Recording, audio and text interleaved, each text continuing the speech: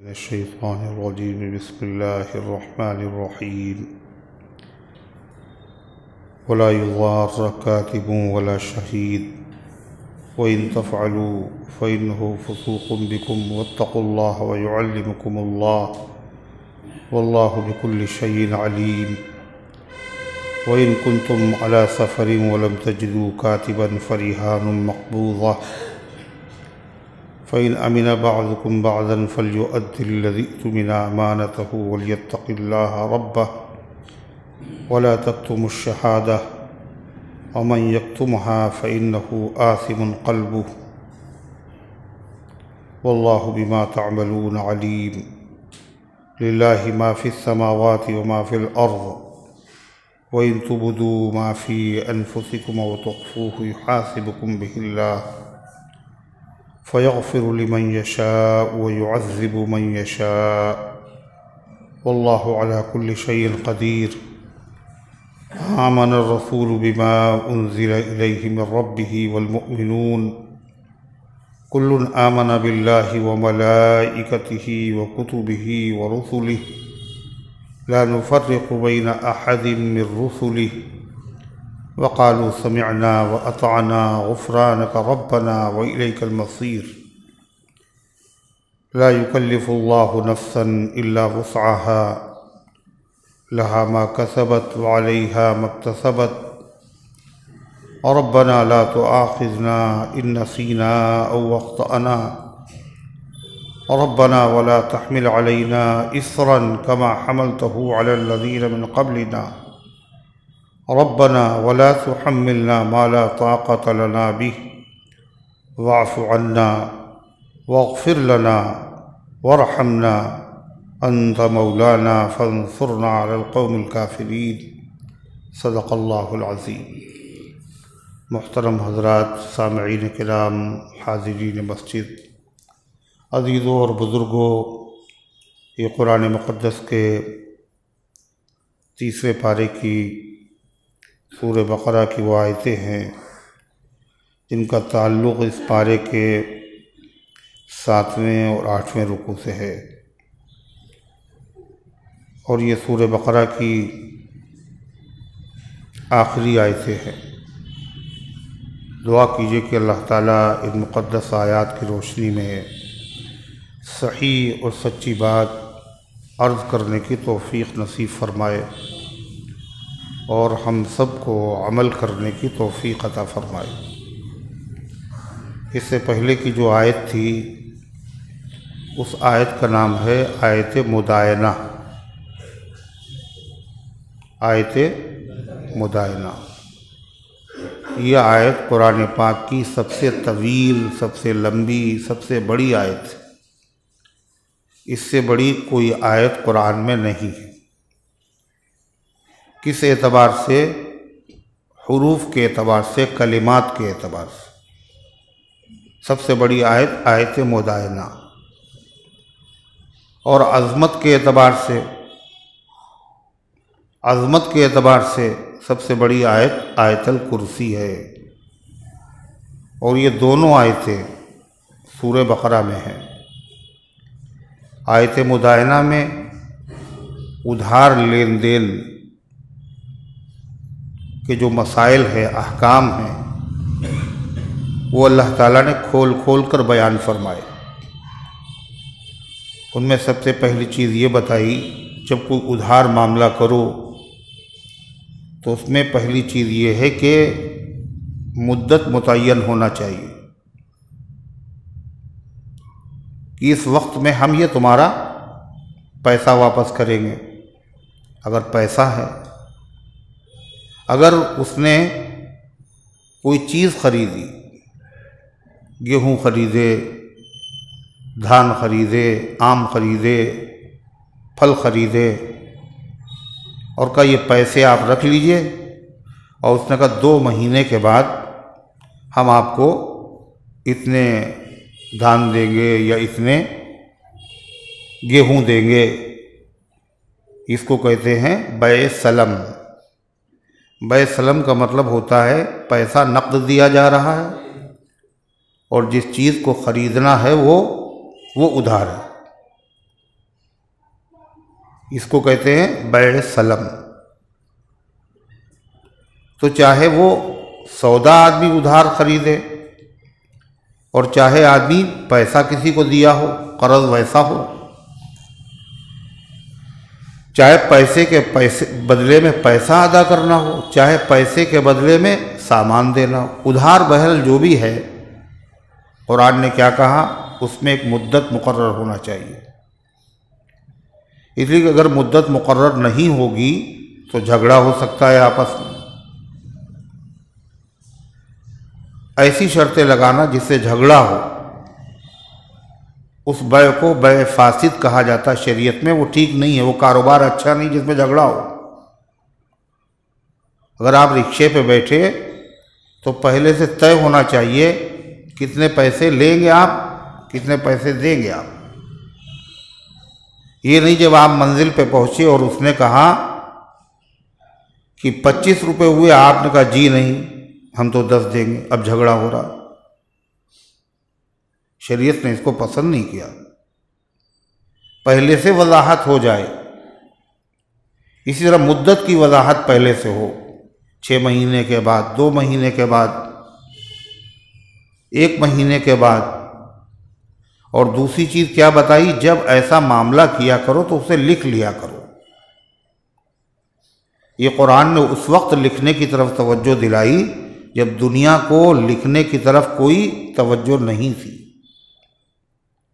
لکھنا پڑھنا لوگ جانتے ہی نہیں تھے۔ لکھت میں معاملہ کرو۔ آج یہ قرآن کا وہ اصول ہے جس کا پوری دنیا میں عمل ہو رہا ہے۔ کاروبار میں بغیر لکھت کے ہوتے ہی نہیں۔ باقاعدہ یہ بل وغیرہ جو بنتے ہیں کیا ہے؟ وصولیابی میں بھی لکھا جا رہا ہے، بیچنے میں بھی لکھا جا رہا ہے، رسید دی جا رہی ہے، رسید مانگی جا رہی ہے، اسی بیس پر واپسی ہو رہی ہے یا نہیں؟ قرآن نے اس وقت کہا تھا۔ کیوں؟ ہو سکتا ہے کہ لڑنے کا ارادہ نہ ہو لیکن آدمی بھول جائے، انسان ہے۔ اور بھولنا، ایک آدمی بھولا، ایک آدمی کو یاد ہے، وہ کہہ رہا نہیں اتنا تھا، وہ آپ کہتے نہیں اتنا تھا، تو جھگڑا ہوگا نہیں ہوگا؟ تو معاشرے میں جھگڑا نہ ہو، فساد نہ ہو، امن ہو، اطمینان ہو، کسی کی چیز پہ زبردستی قبضہ نہ ہو، دل میلی نہ ہو، معاملات صاف رہیں۔ بڑی تفصیل سے اللہ نے اس کا حکم دیا، لکھو، اور اگر تمہیں لکھنا نہیں آتا تو کسی لکھنے والے سے لکھواؤ۔ اور یہ بھی فرمایا کہ لکھنے کے ساتھ ساتھ گواہ بھی بناؤ، اس لیے کہ عدالت میں خالی لکھت معتبر نہیں ہوتی، گواہی چلتی۔ گواہوں میں بتائے 1 مرد 2 عورتیں یا 2 آدمی، ایک اگر بھول جائے تو دوسری یاد دلا دے۔ پھر یہ بھی فرمایا کہ اگر وہ ایسا آدمی جو لکھوا نہیں سکتا، بچہ ہے یا خفیف العقل ہے، کمزور دماغ کا ہے، تو اس کا جو وصی ہے، ولی ہے، قریبی رشتہ دار ہے، ذمہ دار، وہ لکھوائے۔ اگر وہ زبان نہیں جانتا ہے تو جو آدمی زبان جانتا ہے وہ لکھوائے۔ پھر یہ بھی فرمایا کہ کوئی گواہ اور کوئی لکھنے والا لکھنے سے انکار نہ کرے۔ اللہ نے اس کو یہ نعمت دی ہے، لہذا اس کو چھپا کے نہ بیٹھے، اللہ کے بندوں کی خدمت کرے، اور گواہ گواہی دینے سے پرہیز نہ کرے، انکار نہ کرے۔ گواہوں کو اس کا پابند بنایا، گواہی سے انکار نہ کرے۔ اور آج دنیا میں عدالت کا نظام چوپٹ ہے، ایک ایک مقدمہ برسوں چلتا ہے، برسوں، تاریخ پہ تاریخ پڑ رہی ہے، مقدمے کا فیصلہ ہی نہیں ہو پا رہا۔ کیوں؟ وجہ اصلی گواہ، سچے گواہ دستیاب ہی نہیں ہوتے۔ لوگ گواہی دینا چاہتے ہی نہیں، لوگ گواہ بننا نہیں چاہتے، وہ جانتے ہیں یہ سچ ہے مگر وہ گواہی دینے کے لیے تیار نہیں۔ گواہی سے لوگ انکار کرتے۔ انکار کرنے کی وجہ کیا ہے؟ اگر ہم گواہ بنا دیے گئے تو پھر کورٹ کے چکر ہمیں بھی لگانے پڑے، اور اگر فوجداری کا تھانے سے کوئی معاملہ ہے تو آئے دن ہمیں تھانے پہ بلایا جائے گا اور گھنٹوں بٹھایا جائے گا اور مجرموں کی طرح پوچھ تاچھ ہوگی، کاروبار بھی خراب ہوگا۔ اتنا وقت کس کے پاس ہے؟ اس لیے اچھا یہ ہے کہہ دو ہم نے دیکھا ہی نہیں، کیا ہوا تھا، ہم تھے ہی نہیں، ہے یا نہیں؟ سچے گواہ ملتے ہی نہیں، اور جب سچے گواہ نہیں ملے گا تو کیا ہوگا؟ مقدمہ کے فیصلے میں تاخیر ہوگی۔ فرمایا گواہی چھپانا حرام ہے، جس طرح جھوٹی گواہی دینا حرام ہے، ایسے گواہی چھپانا آپ جانتے ہیں اور آپ کہتے ہیں ہمیں نہیں معلوم، ہم نہیں دیں گے گواہی، انکار کر رہے ہیں آپ۔ شریعت نے اس کو منع کیا، گناہ قرار دیا۔ جب گناہ قرار دیا اب گواہی تو دینا پڑے گی، شریعت کا حکم ہے، اگر نہیں دیں گے تو ہم گنہگار ہوں گے۔ لیکن دوسری دفعہ اگر گواہ بن بھی گئے ایک مرتبہ تو اپنے بیٹے سے کہتے ہیں تم نہ بننا کبھی، اس لیے کہ ہم نے گواہ بن کر کے دیکھ لیا گواہ بننے میں کتنی زحمتیں ہیں، کتنی پریشانیاں ہیں، کتنا اپنا نقصان کرنا پڑتا ہے، بار بار عدالت کے چکر لگانے پڑتے ہیں، ہم نے دیکھا، تم نہ بننا کبھی۔ مگر شریعت بڑی خوبصورت، ایک طرف تو یہ کہا گواہ کو گواہی دینے سے انکار نہیں کرنا چاہیے، گواہی چھپانا گناہ، باپ کے خلاف ہو چاہے رشتہ داروں کے خلاف ہو، گواہی اگر تم گواہ جانتے ہو تو تمہیں دینا ہے۔ وَلَوْ عَلَىٰ أَنفُسِكُمْ، اگرچہ خود تمہارے خلاف ہو، یہ شریعت کا معاملہ ہے۔ دوسری چیز، شریعت نے ایک طرف گواہوں کو پابند بنایا، گواہی دینا ضروری ہے، گواہی دینے سے انکار کرنا گناہ، دوسری طرف جو گواہ بنا رہے ہیں ان سے شریعت نے کہا، کیا کہا؟ وَلَا يُضَارَّ شہید، گواہوں کو تکلیف نہ دینا، گواہوں کو نقصان نہ پہنچانا، اپنے فائدے کے لیے جن کو گواہ بنایا ہے، اپنا تو فائدہ تم نے دیکھا مگر یہ نہیں دیکھا گواہی دینے میں اس کا نقصان ہو رہا ہے پورا، وہ آئے گا جائے گا، کرایہ کہاں سے خرچ کرے گا، اس کے کاروبار کا حرج ہوگا، وہ اپنی جیب سے برداشت کرے گا۔ لکھنے والا لکھنے کے لیے کہیں سے آ رہا ہے اور آپ اسے خالی واپس کیے دے رہے ہیں۔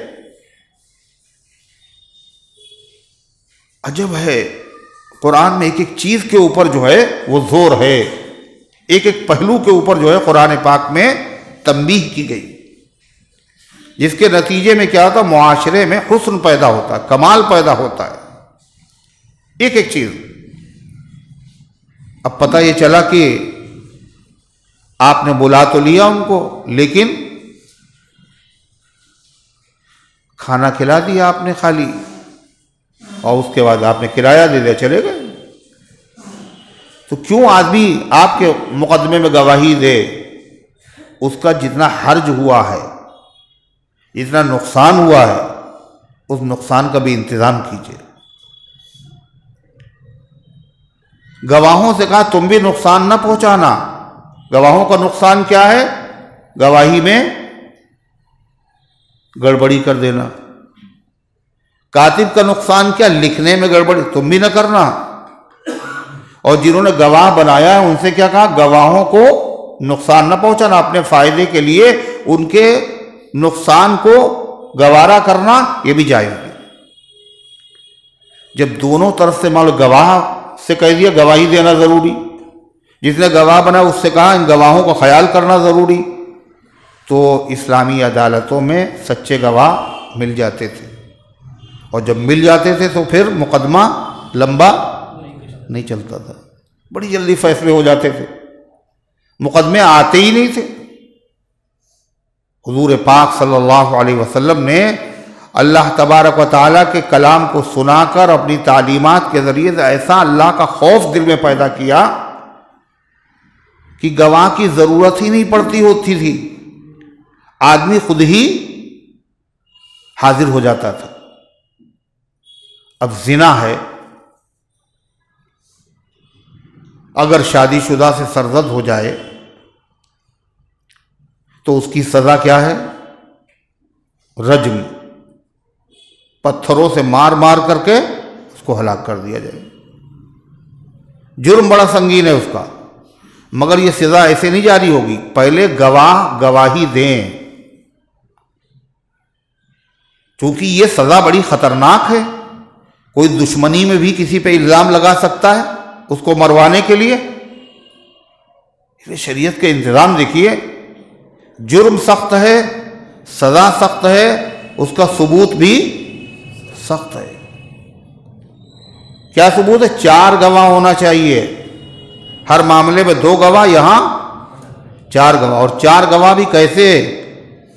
جو موقع پر موجود ہو سکتا ہے ایسا ہو سکتا ہے ایسا ہو ہم نے نکلتے ہوئے دیکھا، ہم نے جاتے ہوئے، جی نہیں، جنہوں نے آنکھوں سے یہ منظر دیکھا ہو۔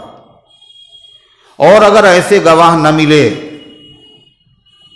3 ہی ملے یا 2 ہی ملے، تو کہا چپ چاپ گھر پہ بیٹھو،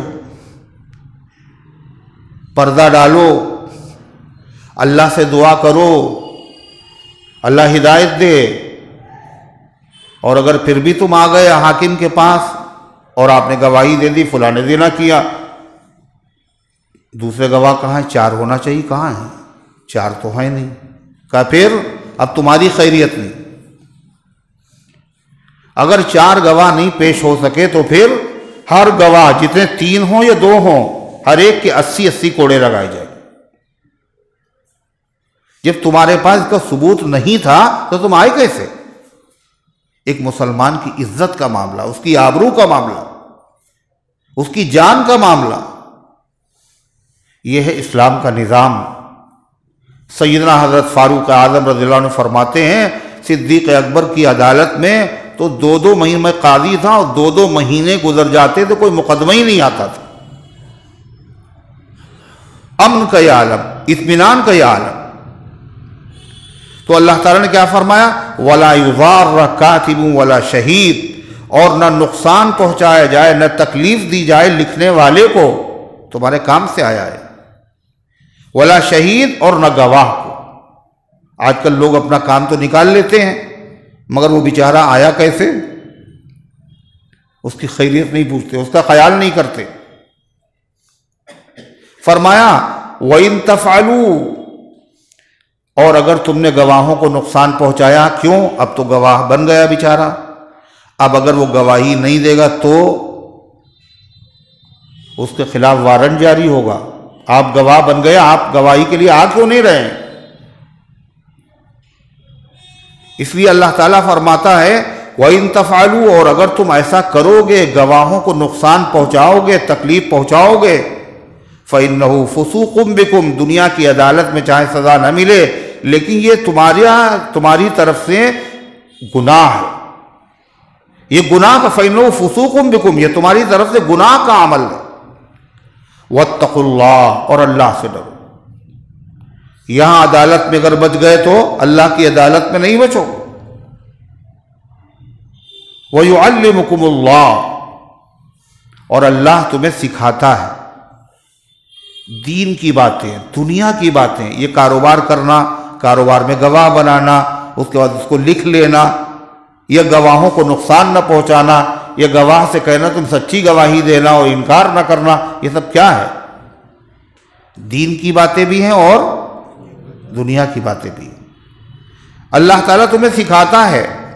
واللہ بکل شیء علیم، اور اللہ تعالیٰ سب چیزوں کو جانتا ہے، جن جن چیزوں میں بندوں کی بھلائی تھی اللہ نے ان چیزوں کا حکم دیا، اور جن جن چیزوں میں اللہ کے بندوں کا نقصان تھا ان سے منع کر دیا، روک دیا۔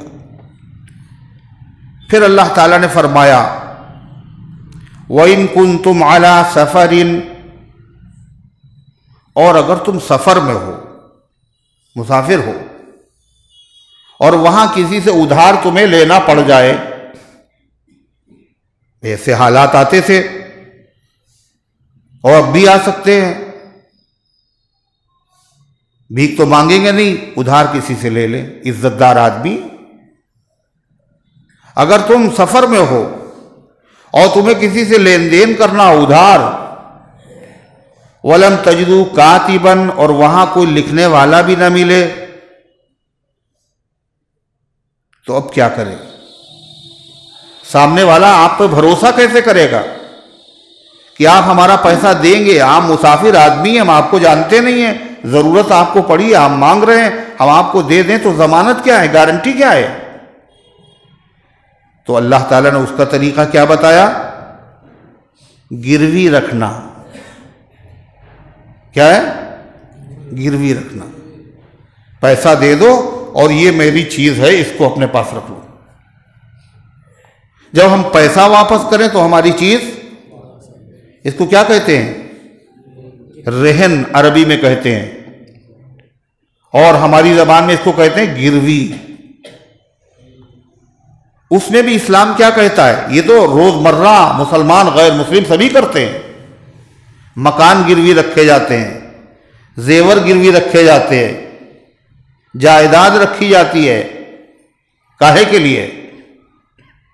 پیسہ دے رہے ہیں، مضبوطی رہے، پیسہ ڈوبنے نہ پائے۔ ہوتا ہی نہیں ہوتا؟ قرآن کہنا اگر تم سفر میں ہو تو سفر کا مطلب خالی سفر میں گروی رکھ سکتے ہیں کیا؟ کہا نہیں، سفر میں اس کی ضرورت زیادہ پیش آ سکتی ہے عام حالات کے مقابلے میں، اس لیے اس سفر میں اجنبی ہوتے ہیں، لوگ جاننے والے کم ہوتے ہیں۔ یہاں لوگ اچھی طرح جانتے ہیں، بھئی یہ فلاں محلے میں رہتے ہیں اور فلاں صاحب کے بیٹے ہیں، ان سے تو پیسہ لے ہی لیں گے ہم، یہ جائیں گے کہاں؟ مسافر آدمی وہ تو جانتا نہیں آپ کہاں کے ہیں، کیا آپ کا شجرہ ہے، کیا آپ کی پوزیشن ہے، آپ کا کردار کیا ہے۔ تو اطمینان کے لیے گروی رکھنے کی قرآن نے تعلیم دی، اور کیا کہا قرآن نے؟ وَإِن كُنتُمْ عَلَى سَفَرٍ، اگر تم حالت سفر میں ہو، وَلَمْ تَجِدُوا كَاتِبًا، اور وہاں نہ پاؤ تم کوئی لکھنے والا جس سے اطمینان ہو، فَرِحَانٌ مَقْبُوضَةٌ، تو رکھنے کی چیزیں ہیں، گروی رکھنے کی کچھ چیزیں ہیں جو گروی رکھ دی جائیں، رہن رکھ دی جائیں، کاہے کے لیے؟ بھروسہ قائم کرنے کے لیے، اعتماد قائم بحال کرنے کے لیے۔ مقبوضہ، خالی گروی رکھی نہ جائیں بلکہ وہ چیزیں جس کا مال ہے، جس کا پیسہ ہے، اس کے بعد گروی رکھی جائے اور اس کے قبضے میں دے دی جائیں۔ کیا کیا جائے بھائی؟ خالی زبانی نہ ہو ہم نے یہ چیز گروی رکھی، ہم نے اپنا مال اتنا گروی رکھ دیا اور یہ ہماری دکان ہے، آپ کے پاس گروی ہے، نہیں، مقبوضہ، وہ قبضے میں دے دی جائے، جس کا پیسہ ہے، جس کا قرضہ ہے، اس کے قبضے میں دے دی جائے۔ جب آپ قرضہ دیں گے تو وہ آپ کی گروی رکھی ہوئی چیز کیا کر دے گا؟ واپس کر دے، لیکن گروی رکھ سکتا ہے بس، لیکن جس کے بعد گروی رکھی ہوئی وہ چیز ہے اس سے وہ فائدہ نہیں اٹھا سکتا۔ چلو بھائی یہ موٹر سائیکل ہے، ہم گروی رکھتے ہیں اور 2 مہینے کے بعد پیسہ آپ کا دے دیں گے تو ہم موٹر سائیکل لے جائیں گے۔ تو آپ نے سوچے تو گروی رکھی ہے، کھڑی ہے، جب تک اس کو چلایا جائے، چلا نہیں سکتے آپ۔ یہ تو سیکورٹی کے لیے ضمانت کے طور پر آپ نے رکھا، یہ امانت ہے، یہ تو مضبوطی کے لیے ہے، اس کا استعمال نہیں کر سکتے، اس کا استعمال وہی کرے گا جو اس کا مالک ہے۔ فَرِحَانٌ مَقْبُوضَةٌ، اللہ تعالیٰ فرماتا فَإِنْ أَمِنَ بَعْضُكُمْ بَعْضًا، اور اگر تم میں سے کوئی کسی پر اعتماد کرے کہ صاحب گروی رکھنے کی ضرورت نہیں، ہمیں بھروسہ، آپ شریف آدمی، آپ دے دیں گے۔ اگر تم میں سے کوئی آدمی دوسرے پر اعتماد کرے اور بغیر رہن رکھوائے ہوئے، بغیر گروی رکھوائے ہوئے اگر اپنی امانت دے دے، تو اللہ کہتا ہے اس کے بھرم کو قائم رکھنا، اس کے اعتماد کو ٹھیس نہ پہنچنا چاہیے۔ آئندہ کے لیے وہ کسی پر اعتبار نہ کرے اور کہے کہ لوگ آتے ہیں اور بیوقوف بناتے ہیں اور سب کے سب ایسے ہی ہوتے ہیں۔ اللہ فرماتا ہے فَإِنْ أَمِنَ بَعْضُكُمْ بَعْضًا، اور اگر ایک دوسرے پر اعتبار کرتا ہو، فَلْيُؤَدِّ الَّذِي اؤْتُمِنَ أَمَانَتَهُ، تو اس کو ادا کر دینا چاہیے جس کے پاس امانت رکھی گئی ہے، جس کی جو امانت جس کے پاس ہے اس کو کیا کرنا چاہیے؟ وقت پر ادا کر دینا چاہیے۔ وَلْيَتَّقِ اللَّهَ رَبَّهُ، اگرچہ وہ تمہیں نہیں جانتا، تمہارا کچھ نہیں بگاڑ سکتا، اگر تم انکار کر دو تو وصول بھی نہیں کر سکتا۔ اللہ فرماتا ہے وَلْيَتَّقِ اللَّهَ، اللہ سے ڈرو، ربا، اپنے رب سے ڈرو۔ وَلَا تَكْتُمُوا الشَّهَادَةَ، اور گواہی کو چھپانا نہیں۔ نماز تو پڑھتے ہیں، روزہ بھی رکھتے ہیں، مگر گواہی دینے کے لیے تیار نہیں، بھائی ہمیں نہ رکھنا گواہ۔ یہ تو یہ گواہی ہے، نکاح میں جو گواہ ہوتے ہیں اس میں بھی لوگ نکاح میں گواہ بننے کے لیے تیار، گواہ ہمیں نہیں رکھنا۔ گواہی کے نام سے لوگ ڈرتے، اللہ جانے کیا کرنا پڑتا ہوگا، گواہ نہیں بننا چاہتے۔ اور بعض لوگوں کو شوق ہوتا ہے گواہ بننے کا، ان کو نہ بنایا جائے تو غصہ ہوتے ہیں، یعنی انہی کو بنایا جائے۔ گواہی کے آداب کیا یہ بھی نہیں پتا۔ ایک صاحب سے میں نے پوچھا کہ آپ کا نام کیا ہے؟ وہ نکاح میں گواہی میں ان کا نام پیش کیا، یہ گواہ ہے۔ میں نے کہا کیا نام ہے آپ کا؟ کہنے لگے مصیبت علی۔ تو ہم نے کہا بھائی کسی اور کو گواہ بنا لیجئے، کسی اور کو گواہ بنا لیجئے۔ اب وہ مصر کہ آپ مجھے کیوں نہیں گواہ بنانا چاہتے؟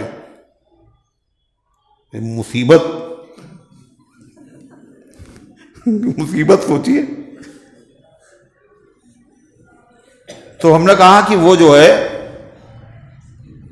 جب یہ مصیبت موجود ہے تو ہو سکتا ہے ایک نام اور بھی ہو سکتا ہے، پتہ نہیں، ہو سکتا وہ بھی موجود ہو کہیں۔ کہنے وہ کیا؟ ہم نے کہا حماقت علی۔ میں مصیبت علی؟ جب یہ ہو سکتا ہے، ارے اللہ کے بندے مصیبت ہے تو یہ نام کیوں رکھ رہے ہو مصیبت؟ حضور پاک صلی اللہ علیہ وسلم نے ایک صحابی کو دیکھا تو دبلے بہت ہو رہے، کیا بات بیمار ہو؟ کہنے نہیں، کچھ پریشانی ہے؟ نہیں۔ اچھا یہ بتاؤ تم دعا کیا مانگتے ہو؟ کہنے میں دعا یہ مانگتا ہوں اے اللہ میں بہت گنہگار ہوں اور مجھے قیامت کے دن سزا نہ دیجیے گا، جو کچھ دینا ہے یہی دے دیجیے۔ آپ نے غضب کیا، تم نے یہ کیا مانگا اللہ سے؟ تم نے اللہ سے مصیبت مانگی ہے، اللہ سے مصیبت نہیں مانگو۔ جب بھی اللہ سے مانگا کرو تو عافیت مانگو، عافیت، خیریت، اللہ کا فضل مانگو۔ تو کہ مصیبت تو اس نے مانگی نہیں تھی۔ ایک شخص نے کہا انی اسألک صبر، میں صبر مانگتا ہوں۔ آپ نے فرمایا تم مصیبت مانگ رہے ہو، اس لیے صبر کاہے پہ کیا جاتا ہے؟ مصیبت پہ۔ عافیت مانگو۔ تو اللہ تعالیٰ ارشاد فرماتا ہے وَلَا تَكْتُمُوا الشَّهَادَةَ، اور گواہی کو مت چھپاؤ۔ لوگ نماز روزہ کرتے ہیں مگر گواہ نہیں بننا چاہتے۔ کیوں نہیں بننا چاہتے؟ سچی بات اگر کہہ دیں گے تو یہ خفا ہو جائیں گے اور وہ خفا ہو جائیں گے، ان سے تعلقات خراب ہو جائیں گے، ان سے ارے ہے یا نہیں بتائیے؟ یہ کیا ہے معلوم آپ کو؟ تعلقات کے بچانے کے لیے آپ نے گواہی سے انکار کیا ہے، مگر آپ خدا کے مجرم، آپ گناہگار ہیں۔ اس لیے جب صحیح گواہ نہیں ہوں گے تو حق مرے گا نہیں مرے گا، اور جب اس کا حق مر جائے گا تو اس کے حق کے مرنے کا سبب آپ بھی ہیں۔ اگر آپ گواہی دے دیتے تو کیا ہوتا؟ صحیح صحیح فیصلہ ہو جاتا۔ ارے وہ خفا ہوتے، خفا ہوا کرے۔ اللہ اگر راضی ہے اور پوری دنیا اگر خفا ہے تو کوئی مسئلہ نہیں ہے، اور سب اگر راضی ہو گئے اور اللہ خفا ہے تو پھر بہت بڑا مسئلہ ہے، یہاں بھی اور وہاں بھی۔ اور حدیث میں ہے جب آدمی کسی کو راضی کرنے کے لیے اللہ کو ناراض کرتا ہے، بہت غور سے سننے کی بات، جب کوئی شخص کسی کو راضی کرنے کے لیے اللہ کو ناراض کرتا ہے تو اللہ اسی آدمی کو اس پر مسلط کر دیتا ہے، اور پھر وہ اتنا اس کو عاجز کرتا ہے، اتنا عاجز کرتا ہے کہ آدمی پھر پشیمان اور شرمندہ ہوتا ہے، خون کے آنسو ہوتا ہے، اس لیے کہ اس نے اللہ کو ناراض کر دیا، اس کو راضی کیا، اللہ اسی کو ناراض کر دیتا ہے پھر۔ اور اس کے تجربے لوگوں کو ہوں گے، اور جب کوئی چیز حدیث میں ہو تو پھر کیا ہے، اس میں تجربے کی ضرورت ہے، تو 100% صحیح ہے۔ فرمایا اور گواہی نہ چھپانا، ومن یکتمھا، اور جو اس کو چھپائے گا، کس کو؟ گواہی کو، فإنہ آثم قلبہ، تو اس کا دل گنہگار ہے۔ دل گنہگار؟ گواہی کہاں سے دی جاتی؟ دل سے، زبان سے؟ زبان سے، مگر گنہگار اس کا دل ہے، اس لیے کہ زبان تو بعد میں ادا کرتی ہے، حقیقت میں زبان پر حکومت کس کی ہے؟ دل کی ہے۔ ہاتھوں پر حکومت دل کی ہے، پیروں پہ حکومت دل کی ہے، نگاہوں پہ حکومت دل کی ہے، کانوں پر حکومت دل کی ہے، دل اندر ہے، مگر یہ سب اس کی رعایا ہیں اور وہی حاکم۔ دل جب طے کرتا ہے کسی چیز کو تو کیا ہوتا ہے؟ آنکھ پھر دیکھتی ہے، کان سنتے ہیں، زبان منہ سے بولتی ہے، اور اگر دل سے ارادہ نہ ہو تو پھر یہ لوگ بھی کام نہیں کرتے۔ اور دل کا جو فعل ہوتا ہے یہ کیا ہوتا ہے؟ یہ ہاتھ پیروں کے کام سے، فعل سے سخت ہوتا ہے۔ دل کی بیماری بھی ہاتھ پیروں کی بیماری سے خطرناک ہوتی، ارے ہوتی نہیں ہوتی؟ اسی لیے نبی کریم صلی اللہ علیہ وسلم نے فرمایا کہ تمہارے جسم میں ایک ایسا لوتھڑا ہے گوشت کا، جب وہ صحیح رہتا ہے تو پورا جسم صحیح رہتا ہے، جب وہ خراب ہو جاتا ہے پورا جسم خراب ہو جاتا ہے۔ وہ کیا؟ الا وہی القلب، آپ نے فرمایا وہ دل ہے، دل۔ تو فرمایا اس کا دل گنہگار ہوگا، اور دل سے جو گناہ ہوتے ہیں پتہ ہے کون کون سے؟ کفر کہاں ہوتا ہے؟ دل میں۔ شرک کہاں ہوتا ہے؟ دل میں۔ ایمان کہاں ہوتا ہے؟ دل میں۔ یہ بڑی بڑی چیزیں ہیں جو دل میں ہوتی ہیں، تو اس کا دل گنہگار ہوگا، مطلب یہ ہے یہ چھوٹا گناہ نہ سمجھنا، یہ بہت بڑا گناہ ہے کہ گواہی موجود ہے، آپ جانتے ہیں حقیقت، لیکن حقیقت کے جاننے کے باوجود آپ گواہی سے انکار کر رہے ہیں۔ ومن یکتمھا، اور جو اس کو چھپائے گا، فإنہ آثم قلبہ، اس کا دل گنہگار ہوگا۔ واللہ بما تعملون علیم، اور چاہے رشتہ داروں کو پتہ نہ ہو، دوستوں کو پتہ نہ ہو، لیکن اللہ کو تو پتہ ہے کہ تم گواہی دینے سے انکار کر رہے ہو، اور جب اللہ کو علم ہے اللہ کے مجرم ہو، اور جو اللہ کے مجرم ہو تو پھر اللہ تعالیٰ کو علم بھی ہے ہمارا مجرم کون ہے، اور اللہ کو قدرت بھی ہے سزا دینے پر، دنیا میں بھی اور آخرت میں۔ اللہ تعالیٰ نے پھر آگے کیا فرمایا؟ اسی چیز کو، اسلام کی خصوصیت یہی ہے، جب کوئی حکم قرآن بیان کرتا ہے تو اس پر عمل کرنا آسان کیسے ہو، اس کا طریقہ بھی بتاتا ہے۔ کیا طریقہ ہوتا ہے؟ جہاں کہیں کوئی حکم شریعت کا آتا ہے وہاں کیا آتا ہے؟ اتقوا ربکم، اپنے رب سے ڈرو، اللہ تمہیں دیکھ رہا ہے، اللہ جانتا ہے۔ وَإِنَّ عَلَيْكُمْ لَحَافِظِينَ، تمہارے اوپر فرشتے نگرانی کر رہے ہیں، نام اعمال میں لکھا جا رہا ہے، تاکہ آدمی پر اس حکم کو ماننا، اس پر عمل کرنا آسان ہو جائے۔ اللہ تعالیٰ نے قرآن پاک کی اس صورت میں اپنے جو حکم بیان کیے ہیں وہ ایک دو حکم نہیں بیان کیے، بڑی اہم ہے قرآن کی یہ سورت۔ 1000 حکم، کتنے؟ 1000 حکم قرآن کی اس سورت میں ہیں۔ 1000 چیزوں کا حکم دیا گیا ہے اور 1000 نہیں قرآن کی صورت میں ہیں، یعنی 1000 چیزوں سے منع کیا گیا ہے۔ کتنی چیزوں سے بھائی؟ 1000 حکم ہیں، 1000 منع کرنے والی چیزیں ہیں، 1000 واقعات اور مثالیں اور اسی طریقے سے عبرت کی چیزیں ہیں اس میں بیان کی گئی ہیں۔ قرآن کی بڑی اہم صورت ہے۔ اسی میں ذکر ہے کاہے کا؟ نماز کا، روزے کا، زکوٰۃ کا، حج کا، قرضے کا، طلاق کا، عدت کا، اور کیا؟ بیع و شراء کا، کاروبار کرنے کا، میاں بیوی کے سلوک کا، خرید و فروخت کا، لین دین کا، عبادت کا، معاملات کا، اخلاق کا۔ اس سورہ بقرہ میں اللہ تعالیٰ نے بڑی اہم احکامات دیے ہیں۔ اسی لیے سورت کا نام کیا ہے معلوم؟ ذروۃ القرآن، سنام القرآن۔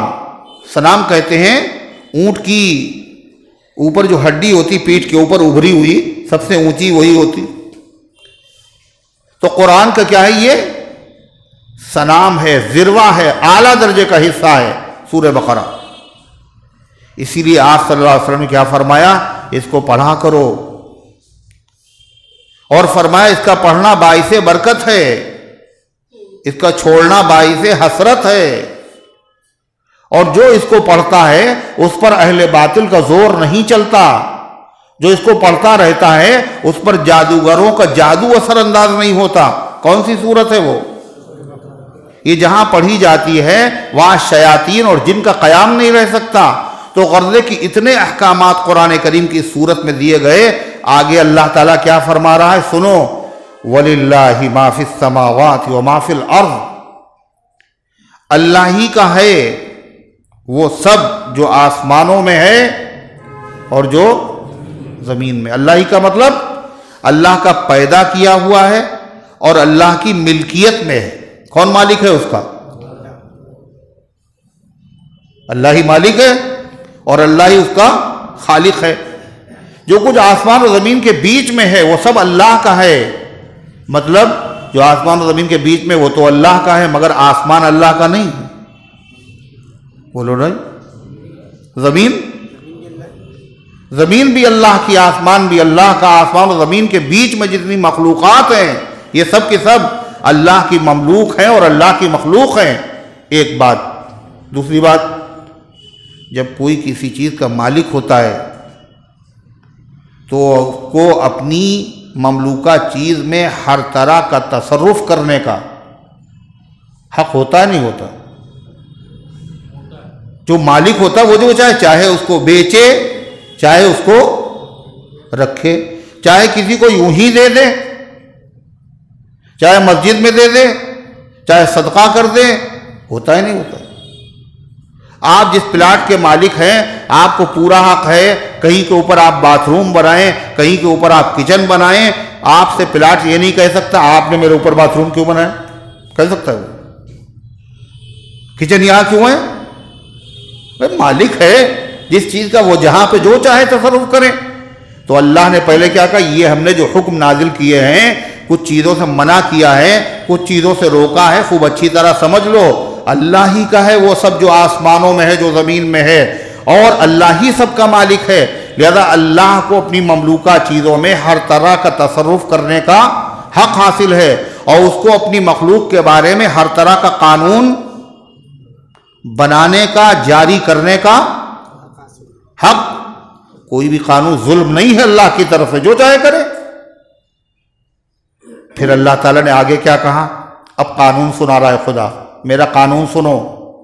پہلے ذہن بتایا، ہر چیز کے مالک ہم ہیں اور مالک کو ہر طرح کا قانون بنانے کا حق ہے۔ ہم مالک ہیں ہر چیز کے، بلا شرکت غیر کوئی مالک نہیں۔ حقیقی مالک اللہ ہے۔ ای امانت چند روزہ نزد ماس، در حقیقت مالک ہر شے خدا۔ یہ ہمارے پاس بطور امانت کے ہے چند دن کے لیے، حقیقت میں ہر چیز کا مالک اللہ ہے۔ اللہ کہتا ہے ہم مالک ہیں، ہر طرح کا قانون بنانے کا ہمیں حق ہے، ہم نے ایک قانون بنایا، سنو ذرا میرا قانون۔ کیا قانون سنیے؟ فرمایا وَإِن تُبْدُوا مَا فِي أَنفُسِكُمْ، اگر تم ظاہر کرو جو تمہارے دل میں ہے، جو تمہارے دل میں ہے، جو عقیدے تمہارے ہیں، جو نیت تمہاری ہے، جو ارادے تمہارے ہیں، جو منصوبے تمہارے ہیں، اگر تم اس کو ظاہر کرو، چاہے زبان سے ظاہر کرو، کیسے ظاہر کرو گے؟ کفر بکا، کلمہ کفر جو دل میں تھا وہ زبان سے ظاہر ہو گیا۔ ارادہ تھا کسی کو قتل کرنے کا، دل میں ارادہ تھا، ہاتھ سے آپ نے اسے ذبح کر دیا تو کیا ہوا؟ ظاہر کر دیا نا آپ نے۔ ابھی تک نہیں، جب تک دل میں تھا تو چھپا ہوا تھا، اور آپ نے اسے ظاہر کر دیا تو ظاہر ہو گیا۔ اللہ فرماتا میرا قانون سنو، کیا قانون ہے اللہ کا؟ ان تبدوا وان تبدوا ما فی انفسکم، اگر تم ظاہر کرو جو تمہارے دل میں ہے، او تخفوہ، یا تم اسے ظاہر نہ کرو بلکہ دل ہی میں چھپائے رکھے رہو، یحاسبکم بہ اللہ، اللہ تم سے اس کا حساب لے گا۔ بڑی سخت آیت ہے، ہم لوگوں سر کے اوپر سے گزر گئے، ہم نے ویسے سنا جیسے اور چیزیں سنتی، اسی لیے تو تمہید پہلے بیان کی کہ ہم ہر چیز کے مالک ہیں، اور ہر مالک کو اپنی ملکیت میں قانون بنانے کا حق ہے۔ میرا قانون سنو، جو چیز تمہارے دل میں ہے اگر تم اسے ظاہر کرو جب بھی حساب لیں گے، اور ظاہر نہ کرو دلی میں چھپائے رکھو جب بھی حساب لیں گے۔ پھر اس کے بعد کیا کہا؟ حساب تو لیں گے، فَيَغْفِرُ لِمَن يَشَاءُ، پھر جس کو چاہے گا وہ اللہ بخش دے گا۔ اور یہ بھی بتا دیا دو چیزیں ان کو تو بخشیں گے نہیں، ان کے علاوہ جو بھی ہے جس کے لیے منظور ہوگا اس کے لیے بخشے گا، کفر اور شرک، یہ دو چیزیں ایسی ہیں ان کو تو بخشے نہیں۔ اس نے پہلے ہی بتا دیا قرآن میں، ان اللہ لا یغفر ان یشرک بہ ویغفر ما دون ذلک لمن یشاء، اللہ مشرک کو نہیں بخشے گا کبھی بھی، اور اس کے علاوہ بڑے سے بڑے مجرم کو اگر چاہے گا، جس کو چاہے گا، جب چاہے گا، جیسے چاہے گا بخش دے۔ فیغفر، کہا حساب تو ہوگا، اس کے بعد پھر کیا ہے؟ ہمارا قانون سنو، حساب لیں گے، ایک قانون۔ دوسری بات پھر ہماری مرضی ہے، فیغفر لمن یشاء، جس کو چاہے گا وہ بخش دے گا، اور یعذب من یشاء، اور جس کو چاہے گا وہ عذاب دے گا، اور وہ علی کل شیء قدیر، وہ ہر چیز پر قادر ہے، سب کچھ کر سکتا ہے، اسے معلوم بھی ہے تمہارے دل میں کیا ہے۔ حدیث میں آتا ہے اللہ تعالیٰ قیامت کے دن کہے گا آج دلوں کے بھید ظاہر ہونے کا دن ہے، اور یہ تو میاں وہ ہے جو فرشتوں نے لکھا، جو فرشتے جانتے تھے وہ لکھا ہے، فرشتوں نے وہ نہیں لکھا جو فرشتے نہیں جانتے تھے، وہ میں جانتا تھا، اور وہ جو تمہارے دل میں چھپا ہوا تھا وہ مجھے پتا تھا، آج میں وہ بھی ظاہر کروں گا۔ اللہ اکبر، دل میں کیا ہے؟ فرشتوں نے تو نہیں لکھا، اسی لیے کیا کہا گیا؟ الصوم لی وانا اجزی بہ، روزہ میرے لیے ہے اور میں خود ہی اس کا بدلہ دوں گا۔ کیوں کہا خدا نے؟ کیوں کہا میں خود ہی بدلہ دوں گا؟ کہ روزے کا علم فرشتوں کو ہے ہی نہیں، یہ روزے دار ہے یا نہیں روزے دار اللہ جانتا، فرشتے نہیں جانتے۔ تو فرشتے کیسے نہیں جانتے؟ سحری کھا رہا تھا، افطاری کر رہا تھا، ہم نے دیکھا آنکھوں سے کہ سحری کرے، افطاری کرے یا فاقے سے رہے، روزہ ہے یا نہیں ہے یہ نہیں جانتا کوئی۔ اس لیے روزہ ہوگا کب؟ جب ان تین چیزوں سے آدمی رکے، صبح سے شام تک رکے رہے اور نیت کے ساتھ رکا رہے۔ اگر بغیر نیت کے اس نے رکا رہا تو کیا کہا جائے گا؟ فاقہ۔ اگر کسی نے نہیں دیکھا، اس نے چھپا کے کھا لیا تو روزہ نہیں ہے، چھپا کے پی لیا تو روزہ نہیں ہے، غلطی سے حلق کے نیچے پانی اتر گیا تو روزہ نہیں ہے، اور سب کچھ پتہ چل گیا لیکن اس کے دل میں ارادہ بھی ہے یا نہیں روزے کا، یہ تو کون جانتا ہے؟ صرف اللہ جانتا ہے۔ اس لیے کہا میان عاشق و معشوق رمزیز کرامن کاتبی را ہم خبر نے، عاشق اور معشوق کے درمیان میں ایک ایسا ربط اور تعلق ہوتا ہے، کرامن کاتبین جو لکھنے والے فرشتے ان کو بھی نہیں پتا۔ یہاں عاشق سے مراد یہی ہے، بندے اللہ کے عاشق ہیں اور اللہ معشوق ہے، اور اللہ بندے کے درمیان میں کیا رابطہ ہے یہ فرشتوں کو بھی، یہ روزے سے ہے یا نہیں ہے۔ اسی لیے کہا گیا بندہ اللہ کا عاشق ہے، اور بندہ جب اللہ کو چاہتا ہے تو اللہ بھی بندے کو چاہتا ہے۔ ارے چاہتا نہیں چاہتا ہے تو کیا ہو گیا؟ وہ عاشق بھی ہے اور معشوق بھی ہے، حبیب بھی ہے اور محب بھی ہے۔ اللہ اس بندے کا کتنا چاہتا ہے؟ حدیث میں بتایا گیا کہ جس چیز سے لوگ نفرت کرتے ہیں اللہ کو وہی چیز پسند ہوتی ہے اپنے بندے کی، اور کیا ہے وہ؟ روزے دار کے منہ سے نکلنے والی بدبو، مشک کی خوشبو سے زیادہ پسندیدہ ہے۔ محبت کرنے والے کو اپنے محبوب کی کوئی چیز بری معلوم نہیں ہوتی، عیب بھی اس کو کمال معلوم ہوتے ہیں، اور دشمن کو کیا ہوتا ہے؟ کمال بھی عیب نظر آتے ہیں۔ اتنا چہیتا، اتنا اللہ کو محبوب ہو جاتا ہے۔ تو بہر صورت اللہ تعالیٰ فرماتا ہے وَحُصِّلَ مَا فِي الصُّدُورِ، اور قیامت کے دن جو سینوں میں ہے یہ سب ظاہر کر دیا جائے گا، اور یہ کسی کو پتہ نہیں۔ شیخ سعدی فرماتے ہیں اگر لوگوں کے دل کا حال معلوم ہو جائے اس کے دل میں کیا ہے تو آدمی کے پاس بیٹھنا بھی گوارا نہ کرے۔ اللہ فرماتا ہے کہ اگر تم ظاہر کرو جو تمہارے دل میں ہے اور جو تم چھپاؤ اللہ اس پہ حساب لے گا، اور پھر جس کو چاہے گا بخش دے گا، جس کو چاہے اللہ ہر چیز پہ قادر ہے، علم بھی اس کو ہے اور قدرت بھی اس کو حاصل ہے، کوئی روک بھی نہیں سکتا۔ اس آیت کو جب صحابہ نے سنا، ہم لوگوں کو تو نہ رونگٹے کھڑے ہوئے بلکہ نیند بھی آ رہی ہوئی، کچھ لوگوں کو، لوگ سو رہے ہوں باقاعدہ، ہے نا، کچھ لوگ سو بھی رہے ہوں گے۔ صحابہ نے اس آیت کو سنا تو صحابہ گھبرا گئے سب کے سب، اور حضور پاک صلی اللہ علیہ وسلم کی خدمت میں حاضر ہوئے، اور گھٹنوں کے بل مارے دہشت کے اور خوف کے بیٹھ گئے، اور کہا اے اللہ کے نبی، قرآن میں اللہ کے وہ حکم نازل ہوئے جو ہمارے بس میں تھے، ہم نے ان پر تو عمل کیا، اور واقعہ یہ ہے انہوں نے ایسے عمل کیا ایسے کوئی نہیں کر سکتا۔ اللہ نے قرآن میں خود گواہی دی ہے کہ انہوں نے حق ادا کر دیا، لیکن اللہ نے ایک ایسا حکم نازل کیا ہے قرآن کی آیت میں، یہ تو ہمارے بس میں بھی نہیں، جو ہمارے دل میں ہے، جو ہمارے دل میں خیالات آ رہے ہیں، جو ہم نے سوچا ہے، اللہ کہہ رہا ہے اس پہ بھی حساب لیں گے ہم، جو کیا ہے اس پر حساب ہوگا، جو دل میں خیال آئے اس پر بھی حساب ہوگا۔ اللہ کے نبی نے سنا، اور صحابہ سے آپ نے کیا کہا؟ آپ نے فرمایا کہ یہی وہ چیز ہے کہ پہلی امتوں کو جس نے برباد کر دیا،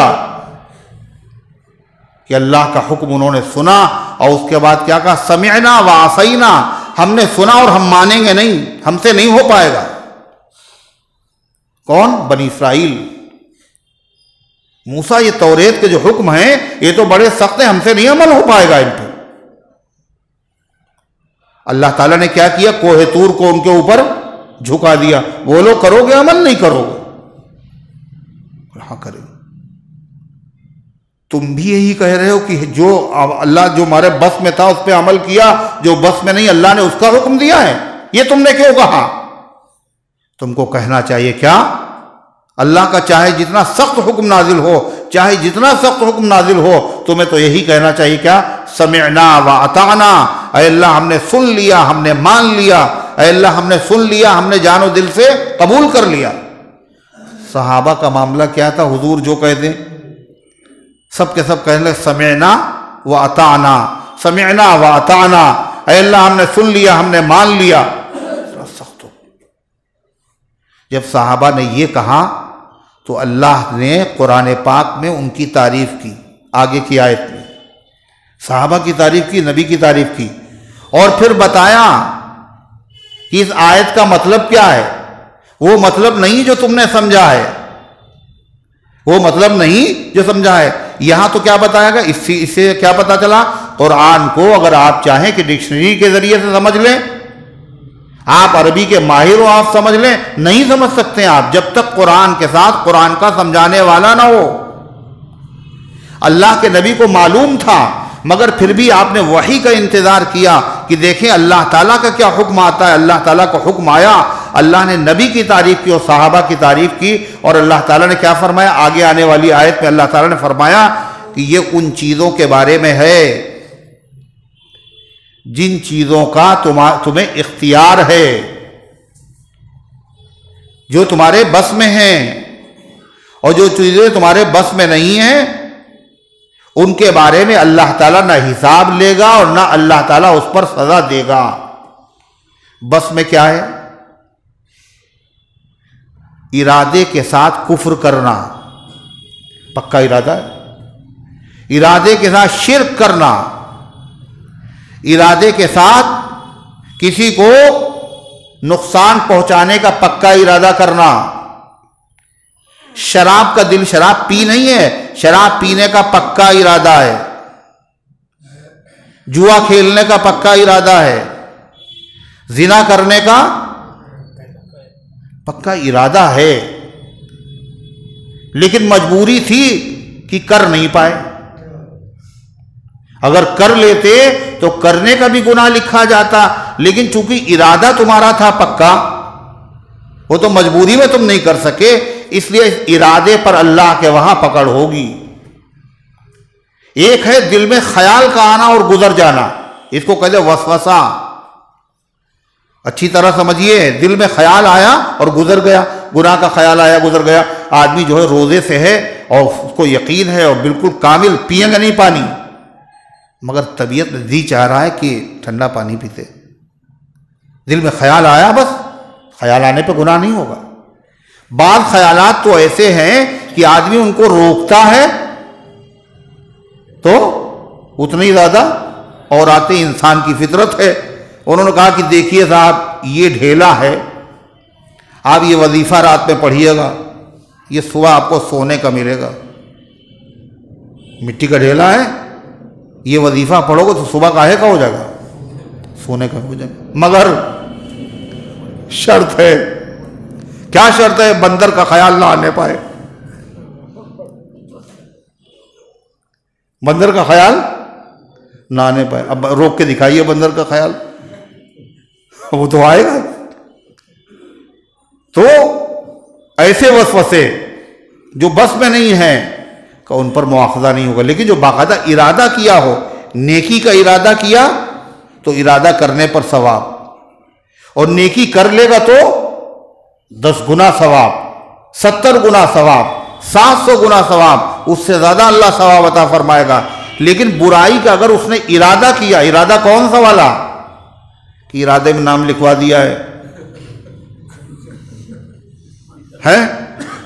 ارادہ ہے حج کرنے کا، اور مدتوں سے ارادہ ہے، آج تک کیا نہیں حج، حاجی ارادہ، ان کا نام حاجی ارادہ، ارادے میں نام لکھا ہوا ہے۔ اور کوشش بھی کی، ارادے کا مطلب باقاعدہ دل میں ارادہ ہے کہ ہم جائیں گے، کوئی رکاوٹ نہ پیش آئی، عزم۔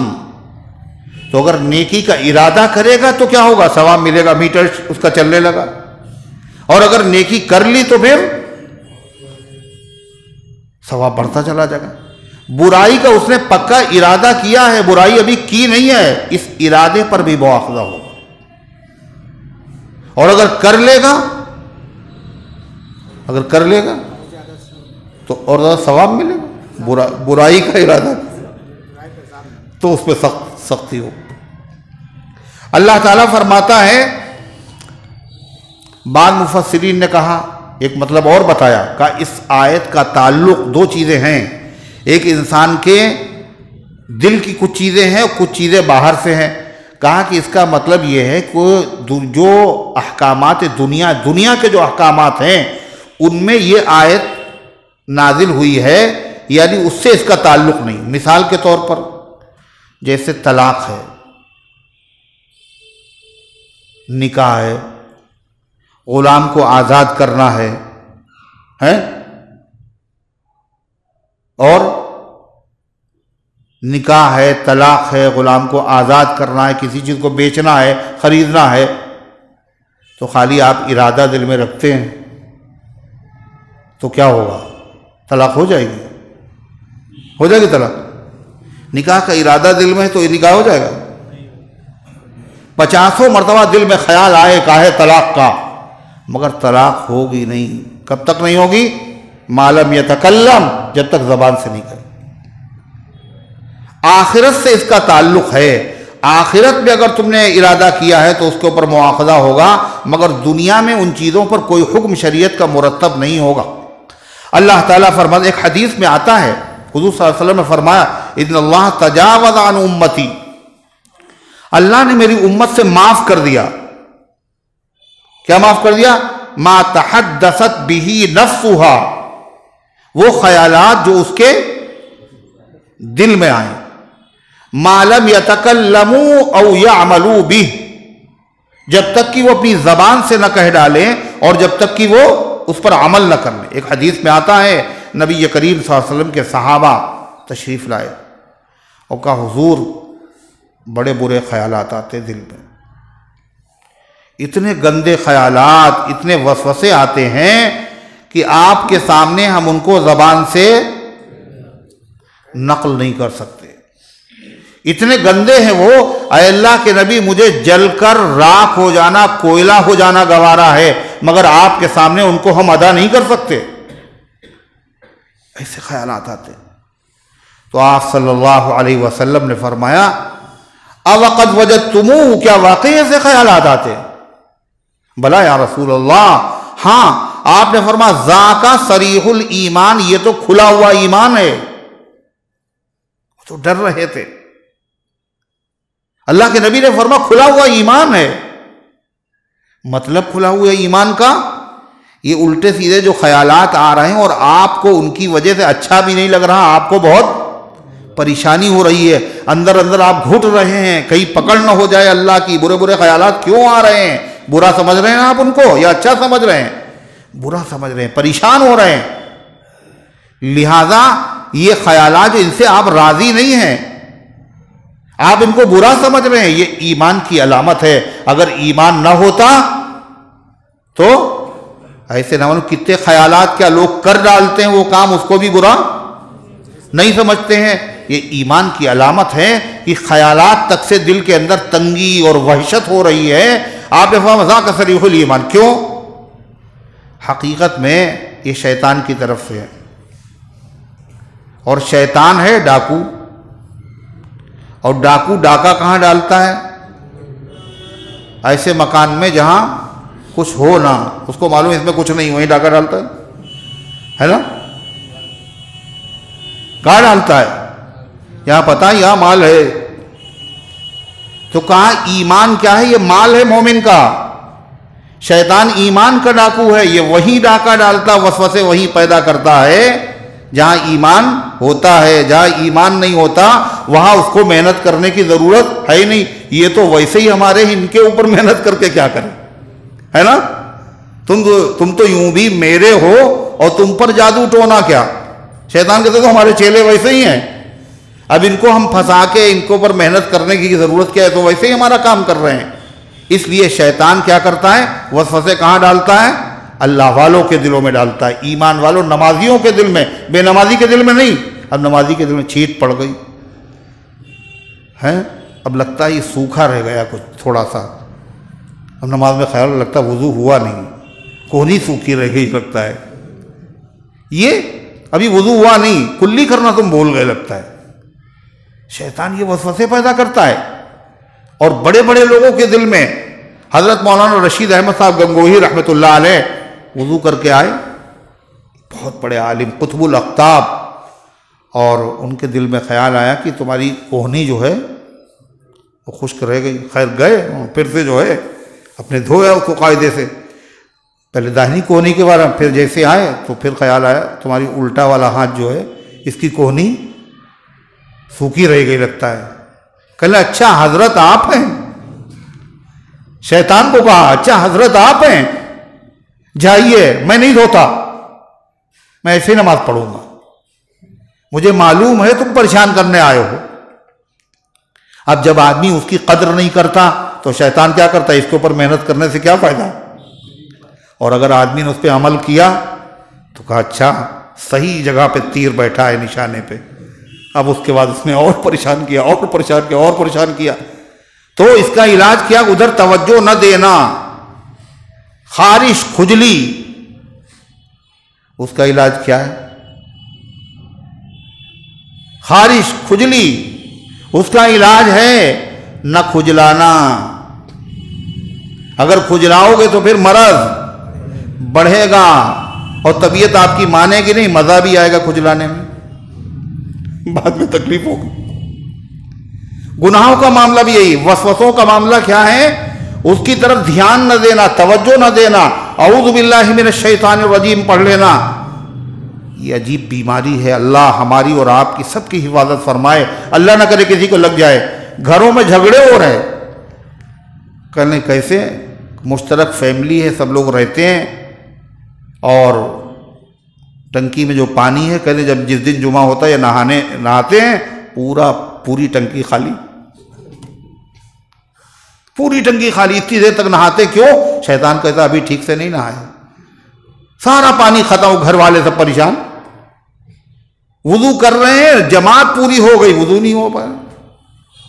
میں نے ایک صاحب کو دیکھا، وہ نماز پڑھتے تھے، بچپن میں نے دیکھا ان کو، تو وہ جماعت کھڑی ہوئی، وہ شروع آئے بیٹھے، اور اس کے بعد جو ان کا وضو ہو رہا ہے، اور ناک ان کی سرخ، چہرہ سرخ، اتنی مرتبہ اس کو رگڑ کے دھویا. پھر نماز پڑھنے کھڑے ہوئے، اور اکیلے کھڑے ہوئے، اس کے الحمدللہ رب العالمین، الحمدللہ رب العالمین، الحمدللہ رب العالمین، 3 مرتبہ، 4 مرتبہ. اس طرح اللہ کے غریب بندے کی نماز، تاکہ تھک جائے اور نماز پڑھنا چھوڑ دے. حضرت تھانوی نے لکھا کہ ایک صاحب تھے، وہ اسی طرح وسوسے کی بیماری کے شکار تھے، اور وہ نیت کر رہے تھے امام کے پیچھے. کیا نیت؟ کہ نیت کرتا ہوں میں 3 رکعت نماز مغرب کی واسطے اللہ تعالیٰ کے منہ میرے طرف کعبہ شریف کے، اور پیچھے اس امام کے. وہ بار بار یہی کہے جا رہے، یہی کہے پیچھے اس امام کے، اور دل مطمئن نہیں ہو رہا ہے. آخر میں امام کی پیٹھ میں انگلی لگا دی.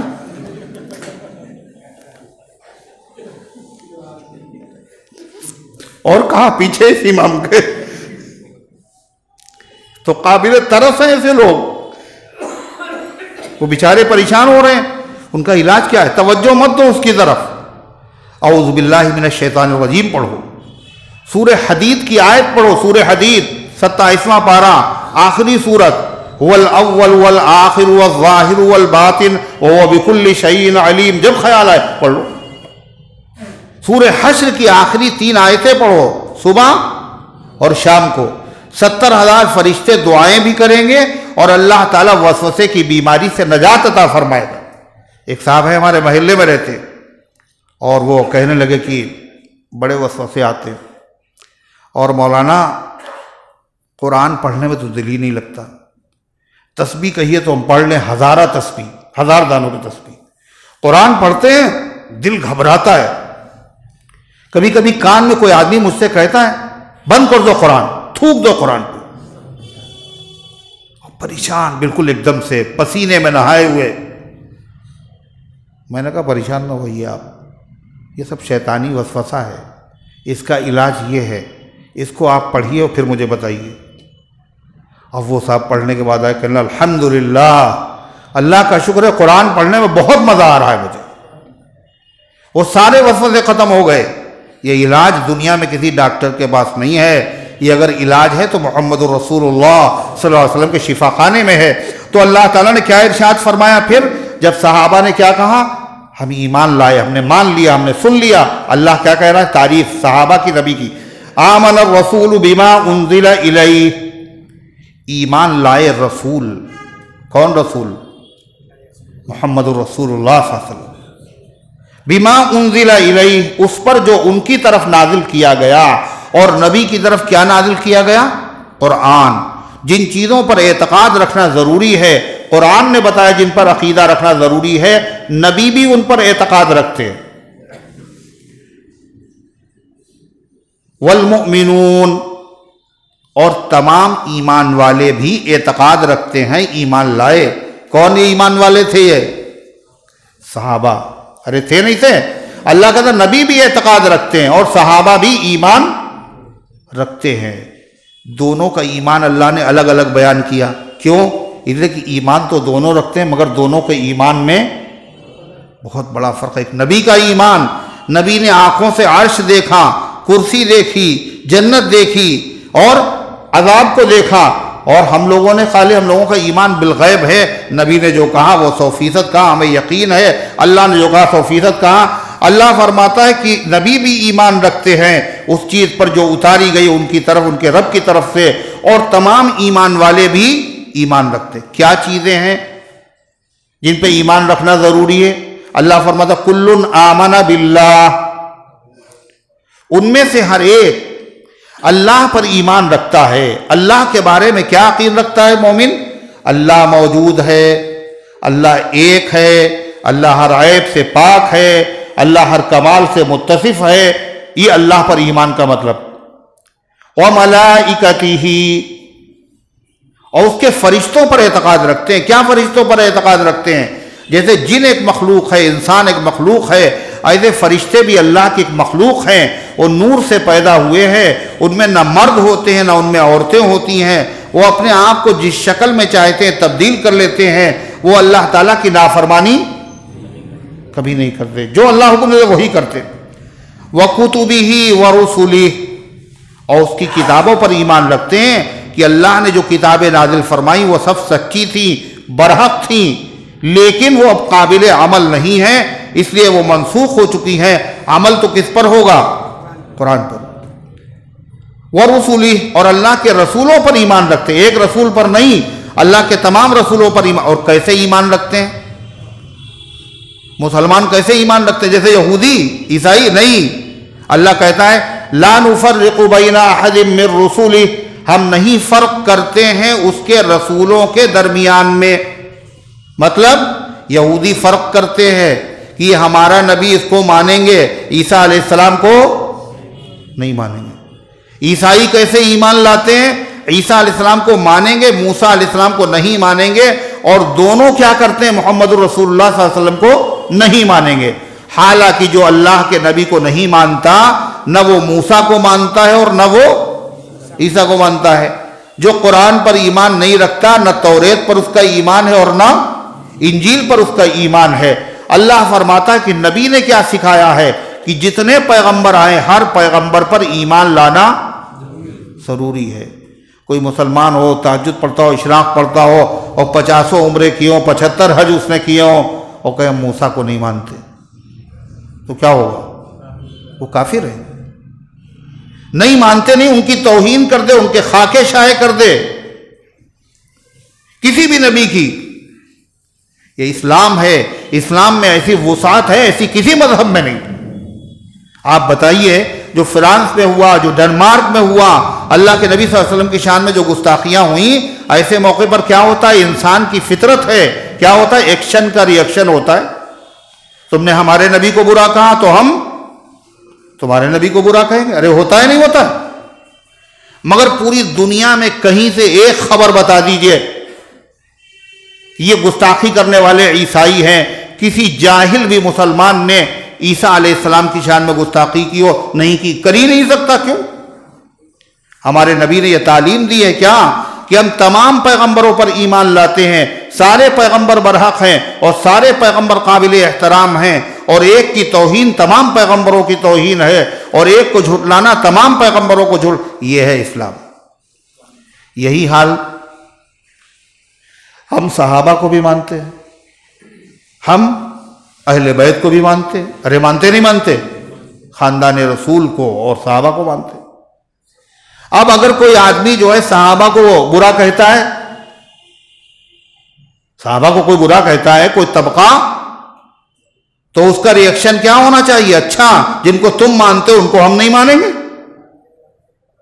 ایسا کبھی ہوا کبھی نہیں۔ ہم تو ان کو بھی، تم مانو یا نہ مانو، مگر ہم ان کو بھی مانتے، ہم ان کو بھی مانتے۔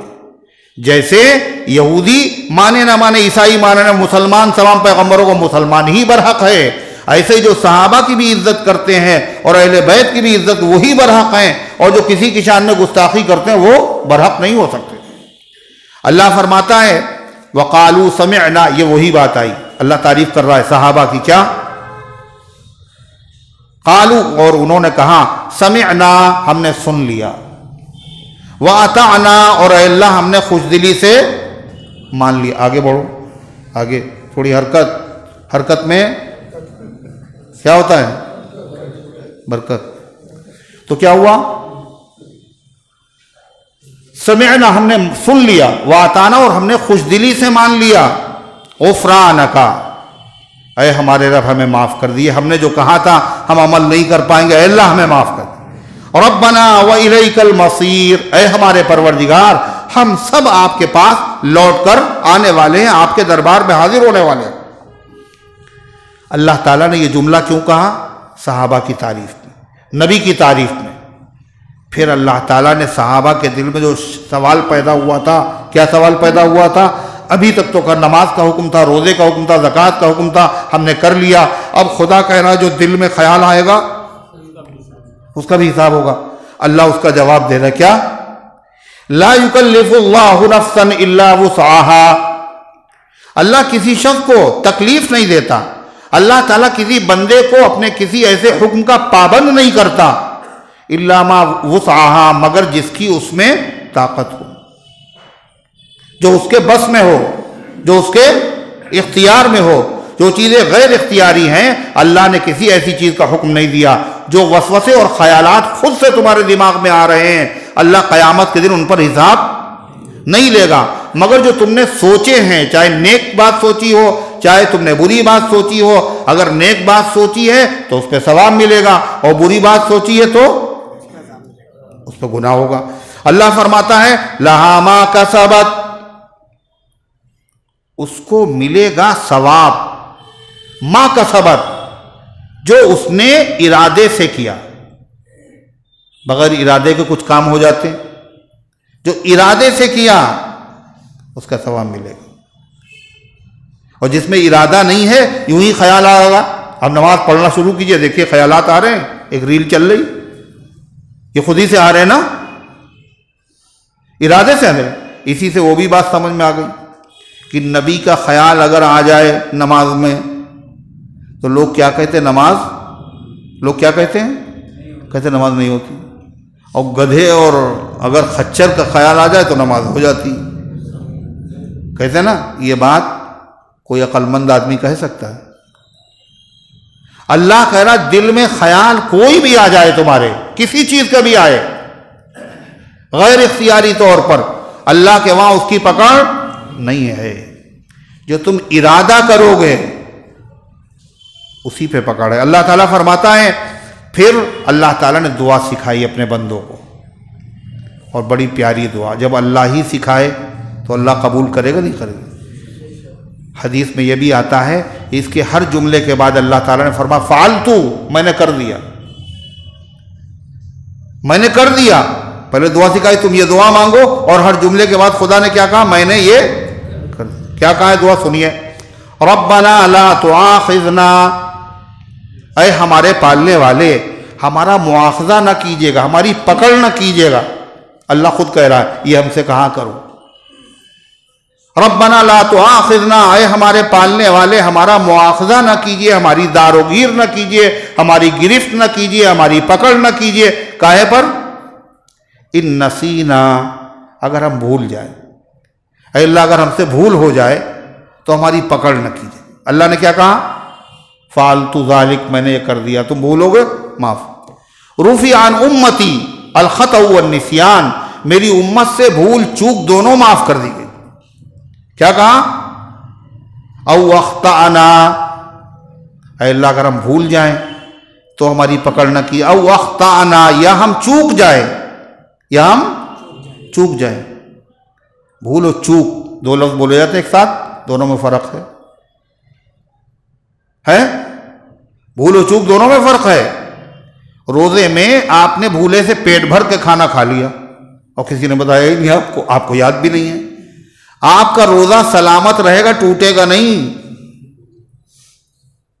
اور آپ چوک گئے، وضو کر رہے تھے، آپ کو روزہ یاد تھا کہ ہم روزے سے ہیں، آپ وضو کر رہے تھے، آپ نے کلی کی، کلی کرنے میں آپ کے ایک قطرہ پانی حلق کے نیچے چلا گیا، لے نہیں گئے، آپ چوک گئے۔ اب کیا ہوگا؟ روزہ آپ کا نہیں ہوگا۔ کیوں؟ بھولے تھوڑی ہیں آپ، چوک ہوئی ہے آپ سے، لیکن چونکہ بغیر ارادے کے ہوئی ہے اس لیے سزا نہیں ہے، گناہ نہیں ہے۔ روزہ تو نہیں ہوگا، روزے کی قضا کرنا پڑے، مگر گناہ بھی ہوگا نہیں ہوگا، گناہ بھی نہیں ہوگا۔ اب قرآن پاک ہے، کسی بچے سے کبھی بڑے سے رکھ رہا ہے آدمی اور اتفاق سے ہاتھ سے چھوٹ کے گر گیا۔ مسلمان سے جب قرآن گرے گا تو کیسے گرے گا؟ کیسے گرے گا؟ تو بھولے سے گرے گا اور یا پھر چوک سے گرے گا، ورنہ مسلمان ارادے سے قرآن گرائے یہ تو ہو ہی نہیں۔ جب چوک ہے تو اللہ کی طرف سے اس پر پکڑ نہیں ہوگی، گرفت نہیں ہوگی۔ اب اس کے دل میں عظمت قرآن کی کتنی ہے، وہ بیچارہ پریشان ہے، ارے قرآن گر گیا، مولانا بتائیے کیا کرے؟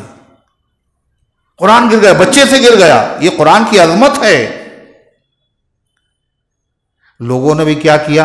خوب فائدہ اٹھایا، کہا یہ تو ڈرا ہوا ہے، لہذا اس کو اور ڈراؤ۔ کہنے اس کا کفارہ ہے۔ کیا کفارہ ہے؟ کہنے لگے کہ وہ جو ہے ترازو میں ایک طرف قرآن رکھو اور ایک پلے میں گیہوں رکھو۔ بڑی رعایت کی گیہوں کا، ورنہ کچھ اور بھی بتا سکتے تھے، سونا رکھو، چاندی رکھو، ہیرے رکھو، موتی رکھو اور پھر اس کو صدقہ کرو۔ پورا مسئلہ اپنی طرف سے گڑھا ہوا اور بنایا ہوا ہے۔ قرآن کہہ رہا ہے کیا؟ لا تؤاخذنا ان نسینا واخطأنا، اے اللہ ہمارا مواخذہ نہ کیجیے گا اگر ہم بھول جائیں یا ہم چوک جائیں۔ بھول بھی معاف اور چوک۔ رفع عن امتی الخطأ والنسیان، اللہ نے میری امت سے خطا بھی معاف کر دی، چوک بھی معاف کر دی اور بھول بھی معاف کر دی۔ پھر آگے کیا کہا؟ اور کیا اللہ نے سکھایا؟ اور کیا مانگو گے؟ جب اللہ نے سکھایا ہے اور قبول بھی ہو چکی یہ، تو یہ دعا ہم سب کو نہیں مانگنا ہے، مانگنا ہے نا، اپنی دعا کا جز بنانا ہے۔ کیا کہا؟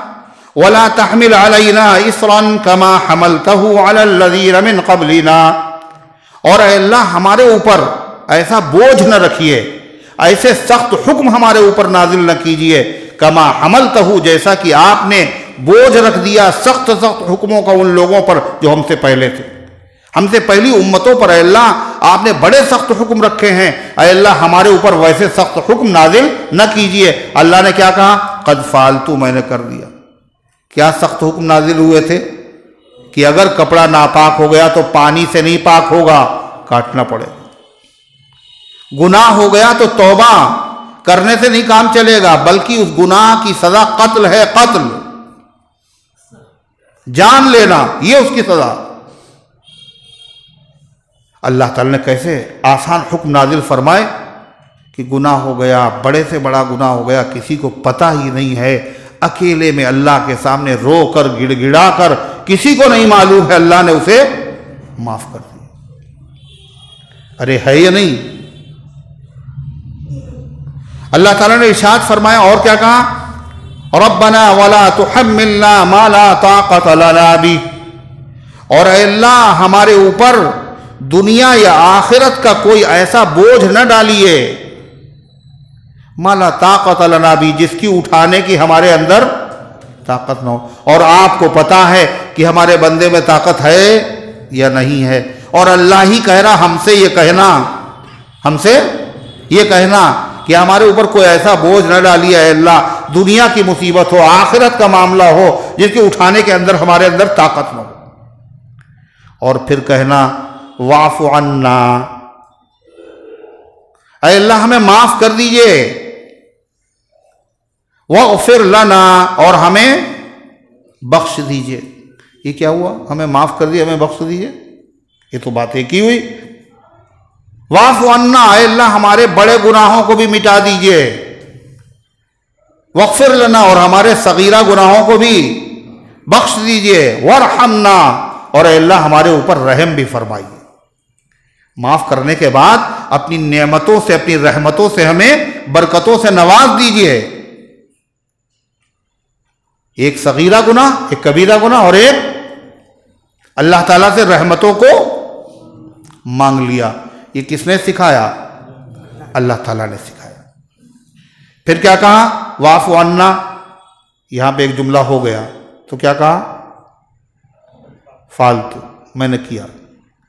واغفر لنا، اور اللہ ہمیں بخش دیجئے، چھپا لیجئے، رسوا نہ کیجئے، ہمارے گناہوں پہ پردہ ڈال دیجئے. اور ان کا فالتو. حدیث میں آتا ہے قیامت کا میدان ہوگا، اللہ تعالیٰ اپنے بندے کو بلائے گا اور اپنے سے قریب کرے گا اور اس کے سامنے نام اعمال رکھے گا اور اس سے کہے گا یہ تم نے کیا تھا نا، اے تم نے یہ بھی کیا تھا، یہ بھی کیا تھا، تم نے یہ بھی کیا تھا. اب بندہ اقرار کرتا جائے گا اور چہرے کا رنگ بدلتا جائے گا اور یقین ہو جائے گا اب تو ہم برباد ہوئے. اللہ کہے گا میرے بندے دنیا میں نے اس پہ پردہ ڈالا تھا، آج بھی ہم پردہ ڈالتے ہیں، کسی کو نہیں پتا چلا، ہم نے تمہیں معاف کر دیا، جاؤ. واغفر لنا، اور اللہ ہمیں چھپا لیجئے، ہمارے عیبوں کے اوپر پردہ ڈال دیجئے. وارحمنا، اور رحم کیجئے ہم پر. رحم میں سب کچھ آ جاتا ہے. کیا کیا آتا ہے؟ اے اللہ توفیق دیجئے عبادت کی، گناہوں سے بچنے کی توفیق، نیک کام کرنے کی توفیق. اے اللہ روزی میں برکت دے دیجئے، یہ بھی رحم میں ہے. اے اللہ فاقے سے نہ ماریے، اے اللہ مصیبت میں نہ ہم پھنسنے پائیں. یہ سب کیا ہے؟ ورحمنا، اور رحم فرمائیے. انت مولانا، آپ ہمارے مولا ہیں. مولا مالک، کاموں کا ذمہ دار. مولا غلام کا جو آقا ہوتا ہے اس کو کہتے ہیں مولا. اے اللہ ہم سب کے آقا ہیں آپ، اور ہر مولا اپنے غلام کا خیال کرتا ہے.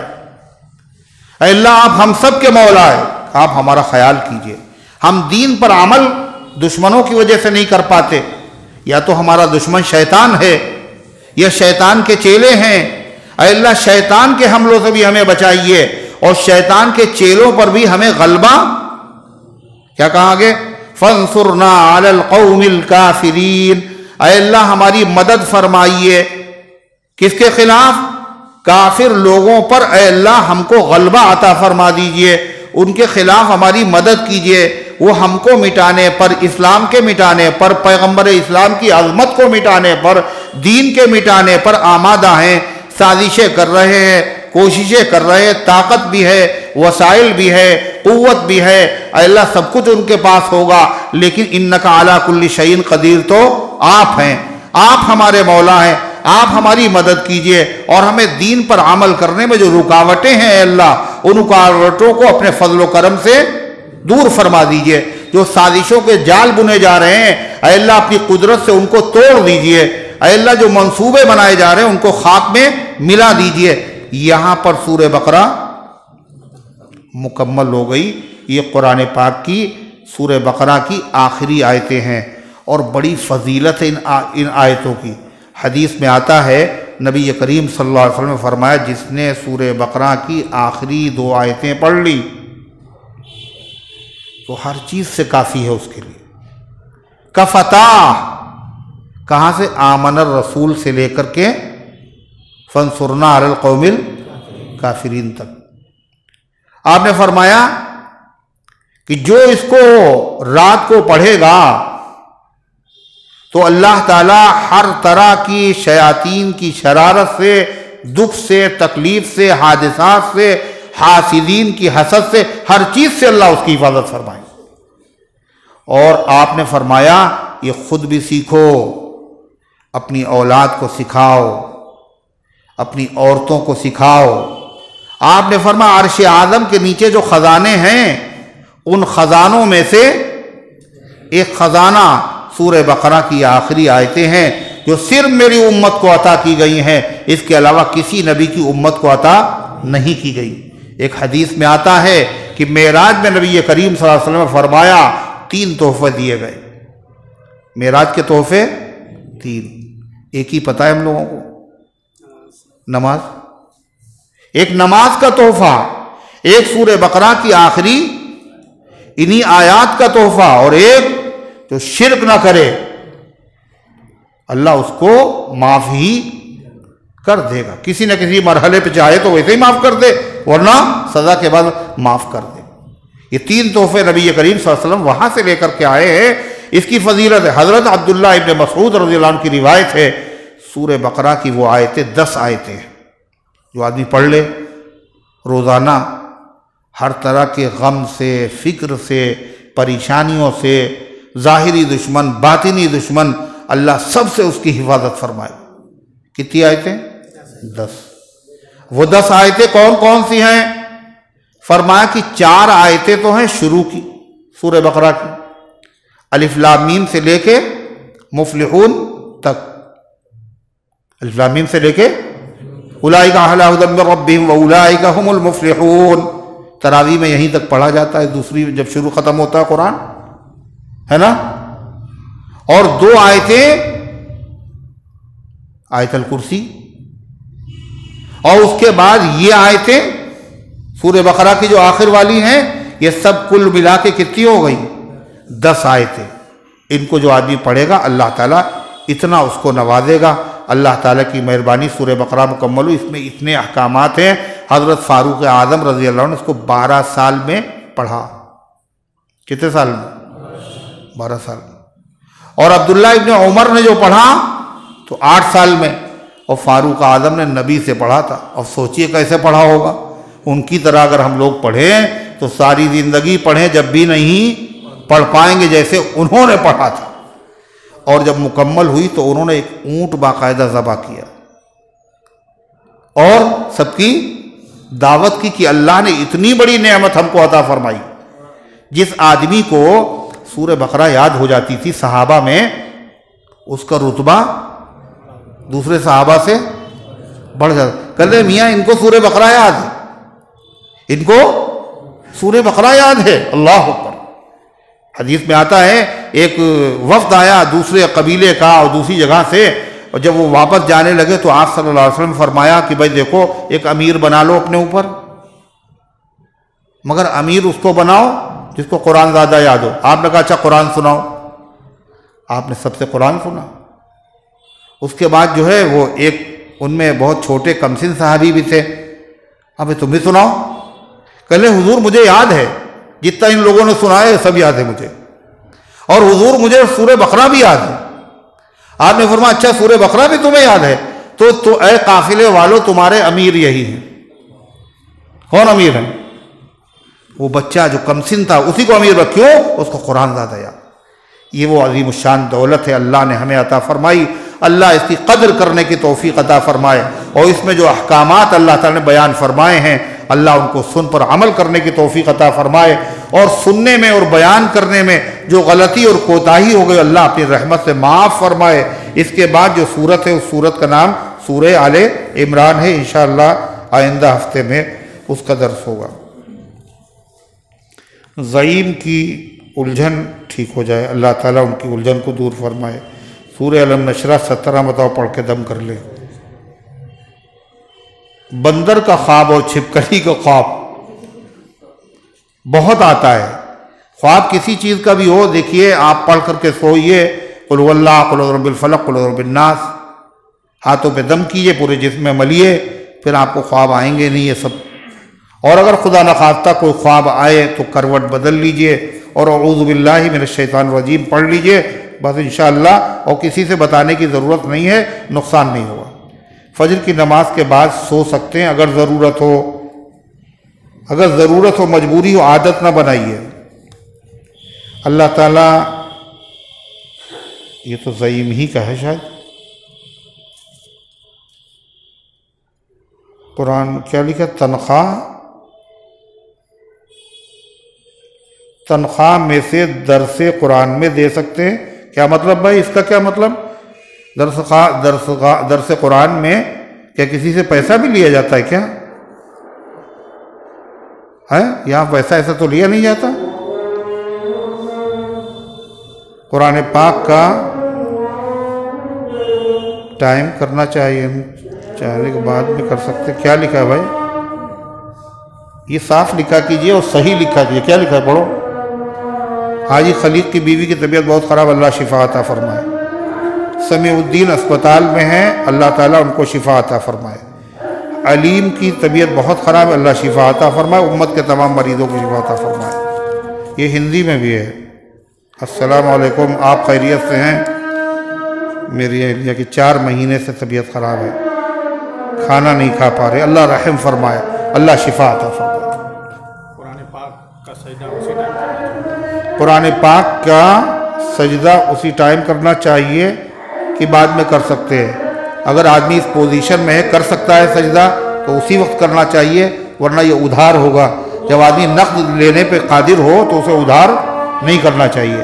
اگر مجبوری ہے، بس میں پڑھ رہا ہے، کہیں اور پڑھ رہا، آفس میں، بعد میں کر لے. اللہم صلی علی سیدنا وعلی آل سیدنا کما تحب و ترضى عدد ما تحب و ترضى. اللہم انت السلام و منک السلام تبارکت یا ذا الجلال والاکرام. اے اللہ ہم سب کی حاضری کو اپنی رحمت سے قبول فرما، ایمان کامل عطا فرما، اعمال صالحہ کی توفیق عطا فرما. نفس و شیطان کے دھوکے سے، برے کاموں سے، بری باتوں سے اللہ ہم سب کی حفاظت فرما. اے اللہ دین اسلام کی خدمت کے لیے ہم سب کو قبول فرما. ربنا لا تؤاخذنا ان نسینا واخطأنا، ربنا ولا تحمل علينا إصرا كما حملته على الذين من قبلنا، ربنا ولا تحملنا ما لا طاقة لنا به، واعف عنا واغفر لنا وارحمنا أنت مولانا فانصرنا على القوم الكافرين. اے اللہ ہم سب کی حاضری کو اپنی رحمت سے قبول فرما، بیماروں کو شفا عطا فرما، حاجت مندوں کی حاجتوں کو پورا فرما. جنہوں نے دعاؤں کے لیے کہا یا ان کا ہم پر حق ہے یا وہ امید رکھتے ہیں، اے اللہ ان سب کے نیک مقاصد میں کامیابی نصیب فرما. اے اللہ جو تیرے نبی کی شان میں گستاخی کرنے والے ہیں، یہ جو ان کی حمایت کرنے والے ہیں، اے اللہ اگر ان کے مقدر میں ہدایت ہے تو ہدایت دے دے، ورنہ اے اللہ تو خود ان سب سے انتقام لے لے، اپنے قہر و غضب کی بجلیاں ان پر گرا دے. اے اللہ جو دنیا سے جا چکے ان سب کو معاف فرما، ہم سب کو اسلام پر زندہ رکھ، ایمان پر موت دے، ایمان والوں کے ساتھ حشر فرما. آمین یا رب العالمین. وصلی اللہ